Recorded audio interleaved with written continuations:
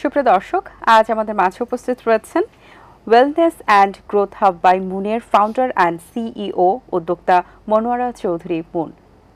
শুভ সকাল আপু, কেমন আছেন? আমি ভালো আছি আপু, আপনি ভালো আছেন? আপনাকেও শুভ সকাল। আমি বেশ ভালো আছি, ধন্যবাদ আপনাকে। প্রথমে wellness and growth hub by Moon সম্পর্কে একটু জানতে চাই, কবে থেকে শুরু করেছেন এবং কি কি সার্ভিস রয়েছে এখানে? আচ্ছা, আমরা জুনের 2023 থেকে wellness and growth hub by মুনের যাত্রা শুরু হয়। তো wellness and growth hub by মুনকে এখন সবাই আসলে মোটামুটি একটা ফুল ফ্লেজেড বিউটি স্যালন হিসাবে মোটামুটি সবাই চিনে থাকেন। হাউএভার যখন আই স্টার্টেড, আমার ইন্টেনশন ছিল কিন্তু এটাকে শুধুমাত্র বিউটি স্যালন না, বরং একটা ওয়েলনেস সেন্টার হিসাবে স্টাবলিশ করা বা একটা হাব হিসাবে স্টাবলিশ করা, যেখানে শুধুমাত্র বিউটি স্যালন না, বরং ওয়েমেনদের মেন্টাল হেলথ নিয়ে আমরা যাতে কাজ করতে পারি এবং হচ্ছে এমন একটা হাব ক্রিয়েট করা যেখানে ওয়েমেনদের সব ধরনের প্রবলেম সলভ করা যাবে। ফর এক্সাম্পল, আমরা আপনার ট্রাভেলিংয়ের ব্যাপারে ট্রাভেল সলিউশনস, আপনার ক্লোদিংয়ের ব্যাপারে আপনার ক্লোদিংয়ের যত ধরনের অ্যারেঞ্জমেন্ট আছে সেটা আমরা করে দিতে পারি। এবং বিসাইডস হচ্ছে আমরা ফিনান্সিয়াল ইনভেস্টমেন্ট কনসালটেন্সিও আমরা দিতে চেয়েছিলাম, কিন্তু দেখা গেছে যে যখন আমরা শুরু করেছি the beauty salon service goat more attention and আমরা ওইটা এবং ক্লোদিংটাতে আপাতত ফোকাসটা রেখেছি আর কি। আচ্ছা, এটার বিশেষত্ব আর কি কি রয়েছে? Well, আমরা যেটা করেছি, we have introduced so many services that are not very popular in the region that it is in. For example, আমার wellness and growth hub by মুনের লোকেশনটা হচ্ছে বসুন্ধরা আবাসিক এলাকাতে। সো এখানে কিন্তু যে সার্ভিসগুলো, ইউনিক সার্ভিসগুলো যেটা আছে, ধরেন micro needling, derma planing, eyelash extension, nail extension, এগুলো কিন্তু সব ওই এরিয়াতে অ্যাভেলেবেল ছিল না। সো বিসাইডস রেগুলার যে beauty salon service, for example আমরা হেয়ার কাট বলি, হেয়ার কালার বা keratin treatment and facials, this are the very common beauty salon service. But আমার বিউটি স্যালনে besides this common services you will find all the unique services as well. আচ্ছা, এটা কোথায় অবস্থিত এবং এখানে যারা বিউটিশিয়ানরা রয়েছে তারা আসলে কতটা এক্সপার্টলি সার্ভিস দিতে পারে? আচ্ছা, আমার বিউটি স্যালনের অ্যাড্রেসটা বলে দিচ্ছি। আমাদের এখন দুটো ব্রাঞ্চ আছে বসুন্ধরা আবাসিক এলাকাতেই। একটা হচ্ছে জি ব্লকে, যেটা হচ্ছে রূপায়ণ শপিং স্কোয়ারের লেভেল 3-তে। আমাদের শপ নাম্বার হচ্ছে 406, নিজের একটু প্রমোশন করে দিই। আর আরেকটা ব্রাঞ্চ আমি বসুন্ধরাতেই করেছি, সেটা হচ্ছে আই ব্লকে। এটা হচ্ছে প্লট 1113। এটা আসলে একটা এওয়াক কফি শপ আছে, এটা একটা সিগনেচার ল্যান্ডমার্ক। সো ওইটার লেভেল 2-তেই আপনারা আমার সেকেন্ড ব্রাঞ্চটা পেয়ে যাচ্ছেন। আচ্ছা, বসুন্ধরাতেই দুটো আউটলেট দেওয়ার কারণ কি? আপনি প্রথম আরেকটা কোয়েশ্চেন ছিল যেটা আমি মিস আউট করেছি, যে আমাদের বিউটিশিয়ানরা কতটা এক্সপার্ট। সি, আমি যখন হায়ার করি, after hiring the first thing was to give them training, no matter what they have work before বা কোথায় কাজ করেছে, সেটা আমি তো অবশ্যই চেষ্টা করেছি যে ভালো জায়গা থেকে যেন কাজ করে এরকম পিপলকে হায়ার করা। বাট ইভেন আফটার দ্যাট আমার ইন্টেনশন ছিল to give them the best training so that we can give এমন service the people will come back.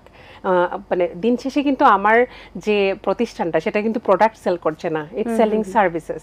So the service has to be meticulously done so that the people trust you and can come back. So my full attention was to give them good training. So people working in my family are very expert, I would say. And the next one is basically why two branches in the same area. Well, Bashundhara আবাসিক এলাকা কিন্তু it's expanding. আমাদের যেখানে আগে শুধুমাত্র আপনি ধরেন GH এই ব্লক পর্যন্ত ছিল, now it's expanded to N block and it's getting bigger and bigger. So আমার মনে হয়েছে যে আফটার 3-4 ইয়ার্সে যেটা হবে যে the need for the proper beauty salon services will be needed. তো ওইটা নিডটাকে মাথায় রেখে I actually thought of giving another branch. আর আমার নেক্সট প্ল্যান অবশ্যই আছে to expand it in other reasons as well. Nice. Others যদি কোনো জায়গায় দেওয়ার পরিকল্পনা থাকে, কোন এরিয়ার মধ্যে দিবেন? ওয়েল, আমার তো প্ল্যান আছে 21টা ব্রাঞ্চ করব, বিকজ আমি যখন শুরু করি আমার মাথায় ছিল আই নিউ দ্যাট আমি এই লোকেশনে দিতে চাই। তো আমার নেক্সট যদি হয় সেটা আমার রিজিওনাল সিলেটে একটা ব্রাঞ্চ আমার করার ইচ্ছা, and then Gulshan and Banani এই দুটাতে যাওয়ার ইচ্ছা আছে। খুব ভালো। এই বিজনেস পরিচালনার জন্য কি কি ধরনের চ্যালেঞ্জ ফেস করতে হয়েছে? Well, any business you start, it's of course challenging. তবে বিউটি স্যালনের ক্ষেত্রে ফার্স্ট যে চ্যালেঞ্জটা হয় সেটা হচ্ছে to find the right people and the right product as well. Because আমার বিউটি স্যালনের এক্সপিরিয়েন্স কিন্তু আমার শুরুতে ছিল না। I was not a makeup artist when I started. Now I am a trained professional makeup artist বলতে পারেন, but when I started I wasn't. So to find the right people was a big challenge because market is full of people who actually have learned through by doing, not by any professional certifications. বা যারা আপনার salon service দিচ্ছে তারা কিন্তু দেখা যাচ্ছে এডুকেশনের দিক থেকে একটু পিছিয়ে আছে, সো তাদের কমিউনিকেশনটা অনেক চ্যালেঞ্জিং, ক্লায়েন্টদের নিড বোঝাটা তাদের জন্য অনেক কঠিন হয়ে যেত। সো ওই জায়গাটা আমার জন্য খুব চ্যালেঞ্জিং ছিল। প্রোডাক্টের উপর অনেক কিছু নির্ভর করে, কারণ এক এক কাস্টমারের কিন্তু স্কিন টোন এক এক রকম, স্কিন ভ্যারিয়েশন এক এক রকম, সেই ক্ষেত্রে এইগুলো কিভাবে মেনটেন করা হয়? ওয়েল, প্রোডাক্টের ব্যাপারে যেটা আমাদের প্রথম থেকেই মাথায় ছিল যে আমরা আসলে ক্লাসিফিকেশন করে ফেলবো। সি, আমার পারপাসটা শুধুমাত্র ছিল না to be another beauty salon in Dhaka city or be another beauty salon in Bashundhara, to make it a affordable one as well. And beside affordable যেটা হচ্ছে কোয়ালিটিটাকে মেনটেন করার জন্য you have to bring good products. So এখানে আমরা classification এভাবে করেছি যে আমি একটা রিজনেবল অ্যাফোর্ডেবল প্রাইস রেঞ্জের মধ্যে আমি যে প্রোডাক্টগুলো নিচ্ছি সেগুলো যেন ড্রাগ স্টোর প্রোডাক্ট হয়, সেগুলো যেন মেয়াদ ভালো থাকে, ব্র্যান্ডটা যেন একটু ভালো থাকে, ওইভাবে করেছি। আবার কিছু প্রোডাক্ট আমরা এমনভাবে করেছি সব দেশের বাইরে থেকে এনেছি। সো ইটস লাইক লোকালও প্রোডাক্ট আছে, আবার অ্যাট দ্য সেম টাইম আমি দুবাই থেকে ইম্পোর্ট করাচ্ছি বা ইউকে থেকে আনাচ্ছি বা মালয়েশিয়া থেকে আনাচ্ছি। আবার অ্যাট দ্য সেম টাইম আপনি একদম দেখবেন কিছু রেঞ্জের মধ্যে অ্যাফোর্ডেবল প্রোডাক্টও রেখেছি। So it's a mix and match two make it affordable, at the same time যাদের একটু বাজেট বেশি তারা যেন একটু লাক্সারি এক্সপিরিয়েন্স পায় সেটারও আমরা অ্যারেঞ্জমেন্ট রেখেছি। আচ্ছা, খুব সুন্দর করে বলছিলেন আপু। তারপরে আমরা এখন জানি যে বা দেখতে পাই যে আসলে বিউটি স্যালনগুলো নিয়ে অনেক বেশি একটা নেগেটিভ ভাইব রয়েছে, সেক্ষেত্রে কতটুকু মেনটেন করা হচ্ছে বা আস্থার জায়গাটা কতটুকু আসলে প্রপারলি কাস্টমারকে বোঝানো হচ্ছে যে হ্যাঁ এটা আসলে ট্রাস্টওয়ার্থি? ওয়েল, সি, আপনি বিউটি স্যালুনে একটা জিনিস খেয়াল করবেন, আপনি কিন্তু একটা জায়গায় বারবার মানুষ যেতে পছন্দ করে, কারণ একটু আগেও যেটা বললাম আপনি প্রোডাক্ট সেল করছেন না, আপনি আপনার সার্ভিস সেল করছেন। তো সেই জায়গায় আপনি যে পার্সনটা সার্ভিস দিচ্ছে তার সাথে ক্লায়েন্টের হচ্ছে ট্রাস্টটা মেনটেন করার জায়গাটাতে প্রথম আছে হাইজিন, যে পার্সনটা তাকে সার্ভিস দিচ্ছে সে হাইজিন মেনটেন করছে কিনা। তারপর হচ্ছে আপনার প্রোডাক্ট কোয়ালিটি তো ডেফিনেটলি মানে একদম প্রাইম কনসার্ন। সো ওই দুইটা জায়গা আমরা খুব খেয়াল রাখি, হাইজিন মেনটেন করি, ক্লিনিনেসটা চেষ্টা করি যতটুকু মেনটেন করার। এই তিনটাতে আমি বেশি ফোকাস করি, কারণ আপনি দেখবেন আপনি there are so many luxury salon that give more emphasize on decor, ডেকোরেশনে আপনার মানে হাজার হাজার কোটি কোটি টাকা মানে খরচ করছে, হাউএভার পিপলের ক্ষেত্রে কিন্তু ওই অ্যামাউন্টটা স্পেন্ড করছে না।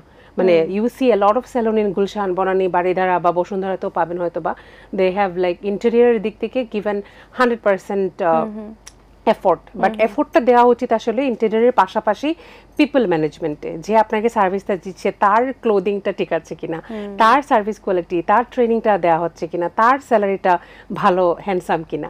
সো আমরা ফোকাসটা হচ্ছে ব্যালেন্স করা, যে আমার ইন্টেরিয়রটা যেন এরকম হয় যে যারা আসবে তারা যেন দুটো ছবি তুলে ইনস্টাগ্রামে পোস্ট করতে পারে, সেটাও আমি মাথায় রেখেছি। অ্যাট দ্য সেম টাইম আমার পিপলরা যাতে প্রপার একটা লাইফস্টাইল পায়, একটা কোয়ালিটি ট্রেনিং পায়, সেটাও আমি চেষ্টা করেছি। খুব ভালো। আপনার একজন উদ্যোক্তা হিসেবে আপনি আর কি কি কাজ করছেন? ওয়েল, আমি যেহেতু মেন্টাল হেলথ নিয়ে আমি আগে বলেছি, আমি মেন্টাল হেলথ এনথুজিয়াস্ট বলবো, সো সেই জায়গায় আমি কাজ করছি। We arrange some workshop very recently. আমরা ফিমেলদেরকে মেন্টাল হেলথ নিয়ে অ্যাওয়ারনেসের জন্য বিভিন্ন ওয়ার্কশপ অ্যারেঞ্জ করছি, এবং হচ্ছে আমার এরিয়াতে হচ্ছে যেটা ক্লিনিনেস মেনটেনের জন্য আমরা কিছু ক্লিনিনেস ক্যাম্পেইন করি। আর আমার কিছু আদার বিজনেস আছে, যেটা হচ্ছে যেমন একটু আগে মেনশন করেছি ক্লোদিংয়ের আমার একটা লাইন আমি রিসেন্টলি ওপেন করেছি, and we have a travel platform as well. So these are the things I'm more associated with. অনেকগুলো কাজ আসলে একসাথে হাতে নিয়েছেন। একটু মেন্টাল হেলথ নিয়ে একটু জানতে চাই আপু, যে mental health, women mental health নিয়ে আমরা যখন কথা বলি অনেকেরই প্রশ্ন থাকে কেন উইমেন মেন্টাল হেলথ, কেন মেয়েদেরই মেন্টাল হেলথ নিয়ে প্রশ্ন ওঠে, ছেলেদের মেন্টাল হেলথ নিয়ে না কেন, বা নারীদের ক্ষেত্রে যে মেন্টাল হেলথের প্রবলেমগুলো হয় সেটা নিয়ে যদি ছোট্ট করে একটু বলতেন যে কেন এটা আসলে এত জরুরি। আচ্ছা, নারীদের মেন্টাল হেলথ নিয়ে বেশি কথা বলা হচ্ছে বা হওয়া উচিত, এর পিছনে প্রথম কারণ হচ্ছে they put a lot of feathers on their cap. আর একটা মা বা একটা মেয়ে বা একটা নারী আপনি যতই বলেন, অনেকগুলা রোল প্লে করে এবং they go through different stages in life. একটা ছেলে কিন্তু প্রেগনেন্ট হচ্ছে না, একটা মেয়ে কিন্তু চাকরি ছাড়ছে তার বাচ্চা হওয়ার পরে, এরকম ছেলেদের হচ্ছে না, এবং একটা মেয়ে বিয়ের পরে একটা জায়গা থেকে আরেকটা জায়গায় যাচ্ছে। এই যে লাইফের শিফটিং ইন ডিফারেন্ট স্টেজের যে এই শিফট হওয়া, এই শিফট কিন্তু বেশিরভাগ ছেলেদের হয় না, হয় মেয়েদের। অ্যাডজাস্টমেন্ট, কম্প্রোমাইজ এগুলো মেয়েদের করতে হয়। সো যার কারণে আসলে মেন্টাল হেলথের প্রবলেমগুলো মেয়েদেরই বেশি হয়। আর যেটা হচ্ছে যে আপনার ফিনান্সিয়াল ডিপেন্ডেন্সি ও যে মেয়েদের যাদের থাকে তাদেরও কিন্তু অনেক মেন্টাল হেলথ ইস্যুস বেশি হয়। The reason is they get bullied, they get tortured in their daily life, যে ওকে তুমি কি করছো, তুমি তো বাসায় থাকছো, হ্যাঁ আমিই তো সব পরিশ্রম করছি, কামাচ্ছি, এই ধরনের কথাবার্তা কিন্তু যারা বাসায় কাজ করছে তারা শুনছে। সো আলটিমেটলি আপনি যদি অল ইন হোল চিন্তা করেন, এই প্রত্যেকটা জিনিস কিন্তু বেশিরভাগ মেয়েরাই ফেস করে।